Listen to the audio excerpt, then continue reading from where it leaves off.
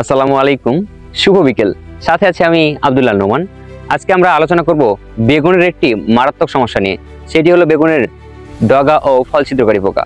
বেগুনের ডগা ও ফল ছিদ্রকারী পোকা বেগুনের ফলন, গুণগত মান এবং বাজার দর মারাত্মকভাবে কমিয়ে দেয়। আসুন আমরা জেনে নেই বেগুনের এই মারাত্মক পোকার শনাক্তকরণ এবং দমনের কিছু পরীক্ষিত পদ্ধতি। বেগুনের ডগা ও ফল ছিদ্রকারী পোকার আক্রমণে এভাবেই ডগাটি নেতিয়ে পড়ে। একইভাবে যদি বেগুনের এই পোকাটি ফলে আক্রমণ করে তাহলে ফলের গায়ে এবং পোকা প্রবেশের সম্মুখদ্বারে একটি কালো দাগ দেখা যায়। আসুন আমরা দেখি এই ডগায় কিভাবে বেগুনের ফল ও ডগা ছিদ্রকারী পোকাটা আক্রমণ করছে।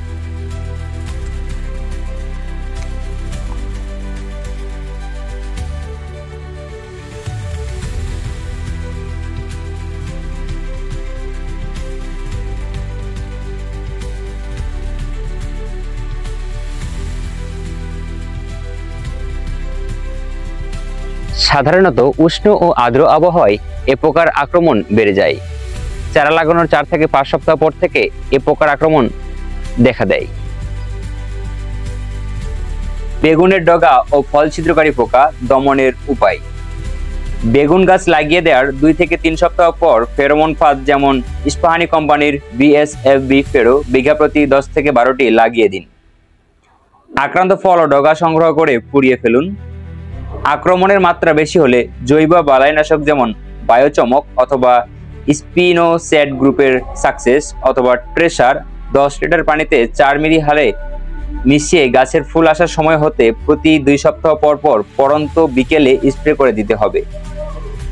এছাড়াও থায়োমেথাক্সাম প্লাস ক্লোরেন্টানিলিপ্রল গ্রুপের ভলিয়াম ফ্লেক্সি প্রতি লিটার পানিতে 0.5 মিলি হারে অথবা অ্যামামেকটিন বেনজয়েড গ্রুপের প্রোক্লেম প্রতি লিটার পানিতে 1 গ্রাম হারে অথবা কার্টাপ গ্রুপের কীটনাশক শানটাপ প্রতি লিটার পানিতে 2 গ্রাম হারে অথবা সাইপারমেথ্রিন গ্রুপের কীটনাশক রিপকট প্রতি লিটার পানিতে 0.5 মিলি হারে অথবা ডেল্টামেথ্রিন গ্রুপের কীটনাশক ডেসিস প্রতি লিটার পানিতে 1 মিলি হারে অথবা ডেল্টামেথ্রিন প্লাস ফ্লুমেন্ডামাইড গ্রুপের ফেনোসকুইক অথবা এই পোকার জন্য অন্যান্য অনুমোদিত রাসায়নিক কীটনাশক পরন্ত শেষ বিকেলে সন্ধ্যার আগে আগে স্প্রে করতে হবে।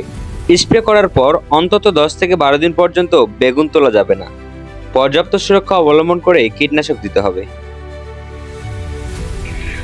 এরকম কৃষি বিষয়ক তথ্যবহুল ভিডিও পেতে আমাদের অ্যাগ্রো মেন্টর পেজটি ফলো দিয়ে সাথে থাকুন এবং কমেন্ট বক্সে দেওয়া লিঙ্কে ক্লিক করে আমাদের ইউটিউব চ্যানেলটি সাবস্ক্রাইব করুন।